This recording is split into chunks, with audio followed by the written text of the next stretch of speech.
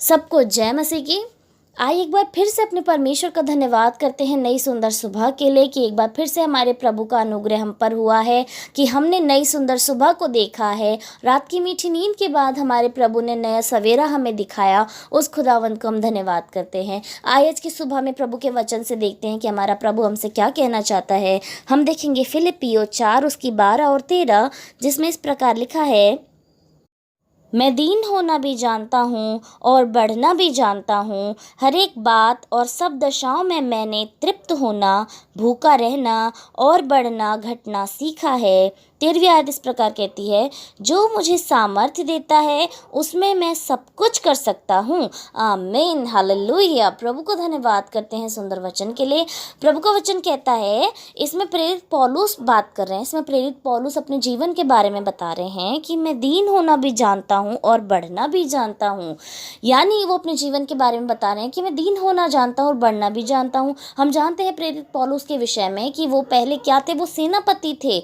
वो ऐसे सेनापति थे जो मसीह लोगों को मारते थे, पीटते थे, उन्हें उनका खून करते थे और उनको जेल में डाल दिया करते थे। उन्हें इतनी नफरत थी मसीह लोगों से, जो कोई उन्हें यीशु मसीह का सुसमाचार करते हुए दिखाई पड़ता था, वो उसे पकड़कर उनके साथ बुरा व्यवहार करते थे।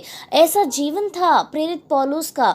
लेकिन जब परमेश्वर का सामर्थ्य उनके ऊपर आया और परमेश्वर ने उन्हें बुलाया, यीशु मसीह का अनुग्रह उन पर आया और उन्होंने यीशु मसीह की बुलाहट को सुना, तब से उनका जीवन बदल गया। और सच में ऐसा क्रूर व्यक्ति जो लोगों को इतनी बुरी तरह मार पीट कर उनकी हत्या करता था, जेलों में डाला करता था, किस लिए? कि वो यीशु मसीह के नाम का प्रचार कर रहे हैं। ऐसे व्यक्ति का ऐसा जीवन बदला कि अब उसने इतनी सारी पत्रियां लिखी और इस वचन में वो कहते हैं कि मैं दीन होना भी जानता हूँ और बढ़ना भी जानता हूँ। हालेलुया। वो व्यक्ति, जिस व्यक्ति के जीवन में इतना क्रोध, इतना घमंड और इतनी क्रूरता थी, आज वो व्यक्ति लिखता है कि मैं दीन होना भी जानता हूँ और मैं बढ़ना भी जानता हूँ। अब उसके मन में दीनता है, उसके मन में दया है, उसके मन में प्रेम है और वो बढ़ रहा है। किस रीति से, किस चीज़ में बढ़ रहा है? वो आत्मिक रीति से बढ़ रहा है, वो परमेश्वर में बढ़ रहा है, यीशु मसीह में बढ़ रहा है। आगे वो कहते हैं कि हर एक बात और सब दशाओं में मैंने तृप्त होना, भूखा रहना, बढ़ना घटना सीखा है। हर एक बात में उन्हें तृप्त रहना सीखा है, हर दशाओं में तृप्त रहना सीखा है। हम इस वचन को अपने जीवन में भी लागू कर सकते हैं कि आज हम जो मसीह में हैं, हम ये ना सोचें कि अब हम मसीह में हैं तो हमारे जीवन में कोई समस्या नहीं, हमारे जीवन में कोई परेशानी नहीं, अब हमारे जीवन में किसी चीज़ की कमी घटी नहीं, अब हम अच्छा खाएंगे, अच्छा पहनेंगे, अच्छे भवन में रहेंगे और हमारे जीवन में कोई चिंताएं नहीं आएंगी। अगर ये हम सोचते हैं तो हम भ्रम में हैं, क्योंकि प्रभु की राह ही मुश्किलों भरी है। और सच में प्रभु का वचन जैसा कहता है कि चौड़ा है वो मार्ग जो बुराई की ओर जाता है और सकरा है वो मार्ग जो मेरी ओर आता है। यदि हम भलाई की ओर जाते हैं, प्रभु यीशु मसीह की ओर जाते हैं, तो सच में इस रास्ते में हमें बहुत सारी रुकावट मिलेंगे। वो रुकावट हमारे जीवन में किस रीति से आती हैं? इसी रीति से कि हमारे जीवन में कमी घटी होती है, हमारे जीवन में रुकावट होती है, हमारी दशाएं खराब होती हैं, हमारे जीवन में भूख आ सकती है, घटना आ सकता है। लेकिन प्रभु का वचन जो प्रेरित पौलुस द्वारा लिखा गया है, वो कह रहे हैं कि सब दशाओं में तृप्त होना और भूखा रहना और बढ़ना घटना सीखा है। यदि हम बढ़ रहे हैं तो हम आगे घटने के लिए भी तैयार रहें, यदि हम घट रहे हैं तो आगे हम बढ़ने के लिए भी तैयार रहें, क्योंकि हमारे जीवन में समस्याएं आती जाती रहेंगी। यदि आज हमारे पास बहुत कुछ खाने के लिए तो आगे नहीं भी हो सकता। लेकिन ऐसा नहीं कि आज हमारे पास बहुत है, आगे जब हमारे पास कमी घटी होती है तो हम परमेश्वर से मुख फेर लें, परमेश्वर की ओर से पीठ कर लें। नहीं, यदि हमारे जीवन में समस्या है तो हमें उसके लिए भी तैयार रहना है। यदि हमारे जीवन में कमी घटी है तो उसके लिए भी तैयार रहना है। यदि हमारे जीवन में कुछ कमियां हैं उसमें भी हमें तृप्त रहना है, क्योंकि हम सबसे बड़े धनवान है कि हमारा परमेश्वर जो सब कुछ सामर्थ्य देने वाला परमेश्वर है, सारी सामर्थ्य देने वाला परमेश्वर है, वो हमारे साथ है। 13वीं आयत इस प्रकार कहती है कि जो मुझे सामर्थ्य देता है उसमें मैं सब कुछ कर सकता हूँ। हालेलुया।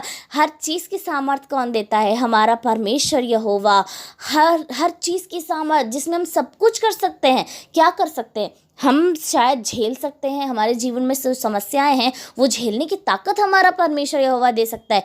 हमें हमारा परमेश्वर यहोवा ऐसी भी सामर्थ्य दे सकता है कि हम इस संसार में मुर्दों को जिंदा कर सकते हैं, हम इस संसार में दुष्ट आत्माओं को निकाल सकते हैं, कोढ़ियों को चंगा कर सकते हैं, अंधों को आंखें दे सकते हैं। हम सब कुछ कर सकते हैं किस में रहकर? अपने परमेश्वर में रहकर। क्योंकि कौन ये सब की सामर्थ देता है? हमारा यीशु मसीह, हमारा प्रभु यीशु मसीह। उसने जब यीशु मसीह ने कहा है हमसे कि मैं जो कुछ करता हूँ उससे बढ़कर तुम लोग कार्य करोगे, हम और आप कार्य करेंगे। और हमें और आपको ये कार्य करने की आज्ञा किसने दी, सामर्थ किसने दी?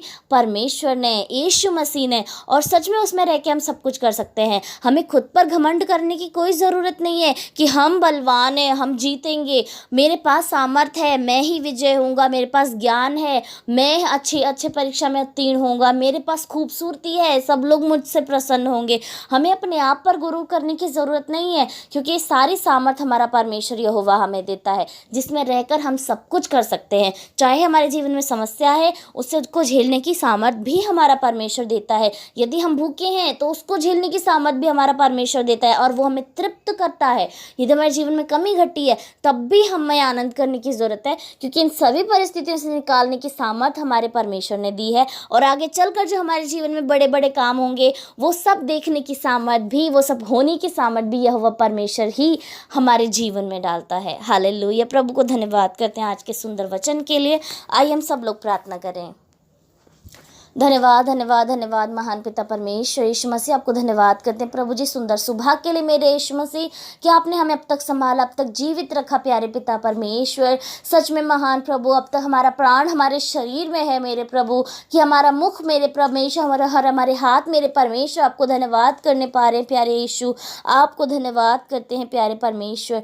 धन्यवाद खुदा उम्दा वचन के लिए आपको धन्यवाद करते हैं मेरे प्रभु यीशु मसीह कि आपका वचन सिखाता है कि हमें दीन होना है, हमें नम्र होना है। यदि हम आज बढ़ रहे हैं तो हमें घटने के लिए भी तैयार रहना है। यदि हमारे जीवन में समस्याएं हैं उसमें भी हमें तृप्त होना है मेरे परमेश्वर। यदि हमारे जीवन में मेरे परमेश्वर दशाएं खराब है मेरे प्रभु, उसमें हमें ढांढस बांधना है प्रभु जी। हमको भूखा रहना है परमेश्वर। ऐसी सामर्थ मेरे परमेश्वर जो आप में रहकर हमें मिलती है मेरे खुदावन, ऐसी सामर्थ मेरे परमेश्वर जिसमें हम बड़े बड़े कामों को कर सकते हैं पिता, जो वो लोग नहीं कर सकते मेरे परमेश्वर जो आपको आत्मिक रीति से नहीं जानते हैं मेरे परमेश्वर। और ऐसी सामर्थ को प्रभु आपने हम पर दिया है मेरे परमेश्वर कि हम बड़े बड़े काम कर सकते हैं मेरे परमेश्वर। वो सामर्थ जिसमें हम रहकर सब कुछ कर सकते हैं मेरे परमेश्वर।